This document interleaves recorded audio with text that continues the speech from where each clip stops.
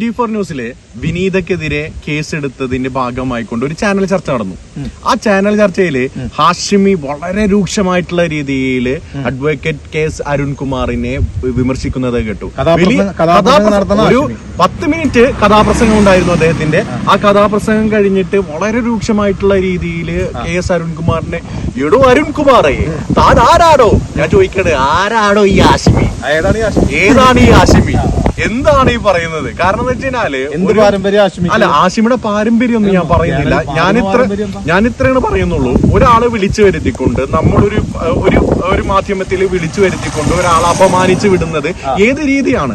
അത് ഏത് മാധ്യമ പ്രവർത്തകന്റെ രീതിയാണ്? ഒരിക്കലും അംഗീകരിക്കാൻ കഴിയാത്ത ഒരു സംഭവമാണ്. അതിനേക്കാളും ഒരു മനസ്സിലാക്കുന്നത് വെച്ചാൽ പേഴ്സണൽ ചാറ്റുകൾ പറയണ്, നീ എന്നോട് ഇങ്ങനെ ചാറ്റ് ചെയ്തിട്ടില്ലേ, ഏത് രീതിയിൽ ചാറ്റ് ചെയ്തിട്ടില്ലേ, ഇതാണോ മാധ്യമ പ്രവർത്തനം?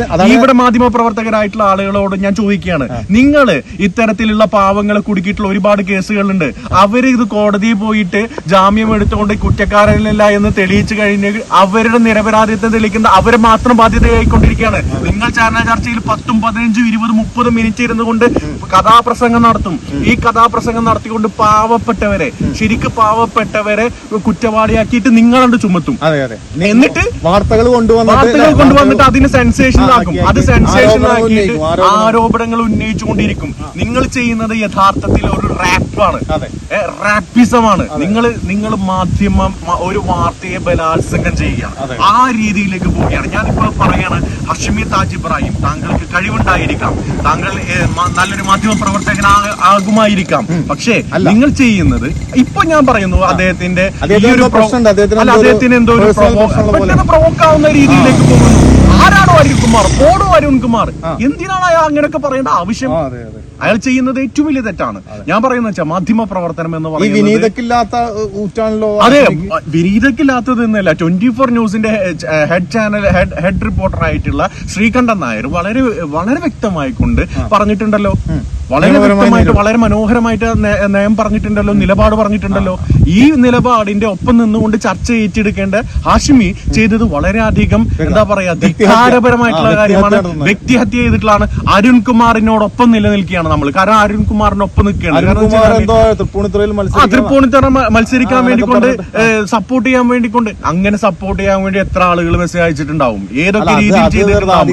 അതൊക്കെ എന്ത് ആധികാരികതയുടെ പുറത്താണ് ഹാഷിമി ചർച്ചയ്ക്ക് എടുക്കുന്നത്? എന്താണ് ഹാഷിമി എന്ന് പറയുന്ന ആൾ ചെയ്തിട്ടുള്ളത്? ഇന്നലെ ഞാൻ കണ്ടെന്ന് വെച്ചാൽ ഹാഷിമി മൊബൈൽ ഫോൺ എടുത്തിട്ട് പറയും, കണ്ട എനിക്കിപ്പോഴും ഭീഷണി കോളുകൾ വന്നുകൊണ്ടിരിക്കുകയാണ്, രാവിലെ 1 മണിക്കൂർ 10 മിനിറ്റ് എന്നെ എന്താ പറയാ പുറത്തിട്ടിട്ട് വെട്ടിക്കൊല്ലും എന്നൊക്കെ രീതിയിലാണ് പറയുന്നത്. എന്റെ പൊന്ന് ഹാഷിമി, അങ്ങനെ വെട്ടിക്കൊല്ലണമെങ്കിൽ CPM വേറെ രീതിയിലേക്ക് പോകണം. കാരണം എന്ന് വെച്ചാല് ഇടതുപക്ഷ രാഷ്ട്രീയം ഒരിക്കലും ഇത്തരത്തിലുള്ള രീതിയിലേക്ക് പോകില്ല എന്ന് 100% ഉറപ്പാണ്. നിങ്ങൾക്ക് ഹാഷിമി വെറുതെ പേടിക്കല്ല. ഹാഷിമി പറയണേ, എനിക്ക് എന്തൊക്കെയോ ഭീഷണിയുണ്ട്, എനിക്ക് എന്തൊക്കെയോ ത്രെട്ട് ഉണ്ട് എന്ന് പറഞ്ഞുകൊണ്ട് ആൾക്കാർക്ക് ഒരു സംഭവം ഉണ്ടാക്കിയെടുക്കാതെ ശ്രമം. മനസ്സിലാക്കണേ തന്റെ ഭാഗത്തുള്ള സംസാരം റോങ് ഉണ്ട്. ഹാഷിമി അത് അംഗീകരിക്കുക, അത് അക്സെപ്റ്റ് ചെയ്തിട്ട് പറയാം, ഞാൻ സംസാരിച്ച രീതി തെറ്റാണ് എന്ന് ഹാഷിമി പറയാനുള്ള ചങ്കൂറ്റമാണ് ഇവിടെ വേണ്ടത്. അതുകൊണ്ട് ഹാഷിമി താങ്കൾ തിരുത്തണമെന്ന് ഞാൻ. ഒരു പ്രിവിലേജും മാധ്യമ പ്രവർത്തകർക്ക് ഇല്ലട്ടോ. അതെ, ഒരു പ്രിവിലേജും ഇല്ല. എന്ത് പ്രിവിലേജ് ഉള്ളത്? ഹാഷിമിയുടെ വാക്കുകൾ ഇനിയെങ്കിലും ശ്രദ്ധിക്കണമെന്ന്